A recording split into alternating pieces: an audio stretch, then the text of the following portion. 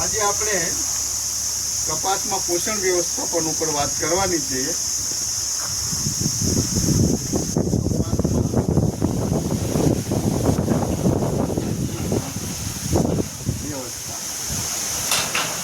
યાદ રાખજો મિત્રો, હું ખાતરની વાત નથી કરતો, પોષણ વ્યવસ્થાની વાત કરું.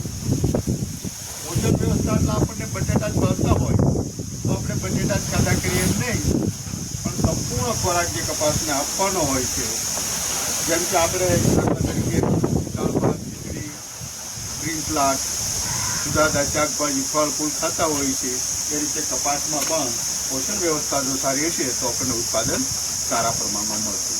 એમાંથી આજે આપણે વાત કરીએ છીએ કે કપાસને પાયાના જે ખાતરો છે, પોષણ પાયામાં જે પોષણ આપવાનું છે, તો પાયામાં પોષણ કપાસનું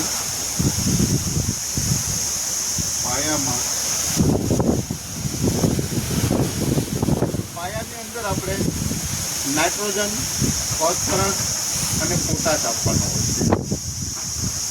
NPK, N એટલે નાઇટ્રોજન, P એટલે ફોસ્ફરસ અને K એટલે પોટાશ. હવે અત્યારની પરિસ્થિતિ જોઈએ તો ખેડૂત મિત્રોનો પ્રશ્નની પણ હારવાર ચર્ચા કરી લઉં કે આપણે DAPની અંદર જે 48% આસપાસ ફોસ્ફરસ મળે છે, પણ અત્યારે બજારમાં આપણને DAP મળતું નથી. એટલે સામાન્ય રીતે DAPની 18 કિલો 1 વીઘે આપણને ભલામણ છે. હવે ફોસ્ફરસ આપણને DAP ન મળે તો શું કરવું? તો DAP ન મળે તો 12-32-16 પણ આપણે નાખી શકીએ, પણ 12-32-16 પણ નથી મળતું. તો અત્યારે ખેડૂતનો પ્રશ્ન છે કે પાયામાં જ અત્યારે ખેડૂતોને કપાસની અંદર નાખવાનું છે. જે ખેડૂતોને પિયત વ્યવસ્થા છે એ ખેડૂતોનો કપાસ વાવવાનો અત્યારે રાઈટ ટાઈમ થઈ ગયો છે. એટલે ખેડૂત મિત્રોને નમ્ર વિનંતી કે આ મારો વિડીયો મેક્સિમમ શેર કરજો, કારણ કે આ ખેડૂતનો પ્રશ્ન છે અને ખેડૂતનો પ્રશ્ન આપણને અત્યારે DAP મળતું નથી. DAP સસ્તું છે અને એની સામે 12-10 માર્કેટમાં મળે છે, એના ભાવ પણ વધારી દીધા છે. તો 10-26-26ની અંદર આપણને ફોસ્ફરસ 24 મળે છે અને આ નાઇટ્રોજન છે અને આ પોટાશ છે.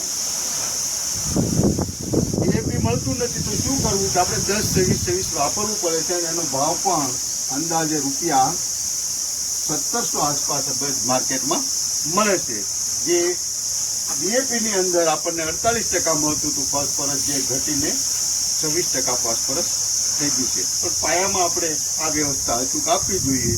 તો હું શું કરું છું એની વાત કરું કે અત્યારે મારે ના છૂટકે 10-23-23 ખરીદવું પડ્યું છે અને મેં કપાસ રોપી દીધો છે. 25 મે મેં પાણી પણ મૂકી દીધું છે. તો પાયામાં જે મેં ખાતરો નાખ્યા છે એમાં એક મારે 2-3 જગ્યાએ કપાસનું વાવેતર છે. એક જગ્યાએ મારી પાસે જૂની પડેલી થેલી હતી તો 12-32-16નો ઉપયોગ કર્યો છે. 12-32-16 ખાલી થતાં મારી બીજી વારીમાં મેં 10-26-26નો ઉપયોગ કર્યો છે. વગેરેના લેક્ચર હવે પછીના વિડીયોમાં આવશે.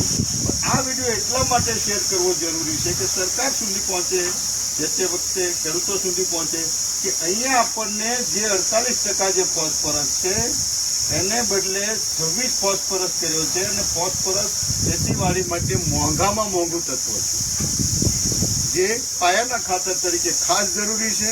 ફોસ્ફરસ આળસુ પણ છે, કપાસના મૂળ પહોંચે ત્યારે જે કામે કરે.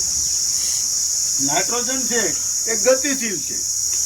નાઇટ્રોજન જે છે એ ગતિશીલ છે અને નાઇટ્રોજનને તમે હપ્તે હપ્તે જ આપવો પડે, અને જો વધારાનો એક સાથે આપી દઈશું તો એ વાતાવરણમાં ચાલ્યો જશે. એટલે નાઇટ્રોજનને પૂરતી ખાતર તરીકે એક સાથે નહીં આપતા.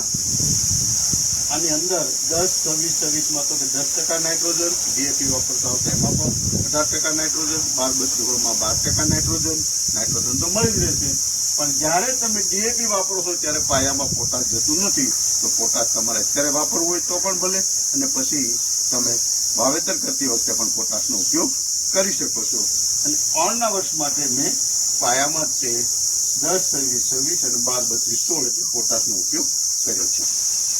જો આ મારો વિડીયો તમને સારો લાગ્યો હોય તો લાઈક કરજો, શેર કરજો. અસ્તુ.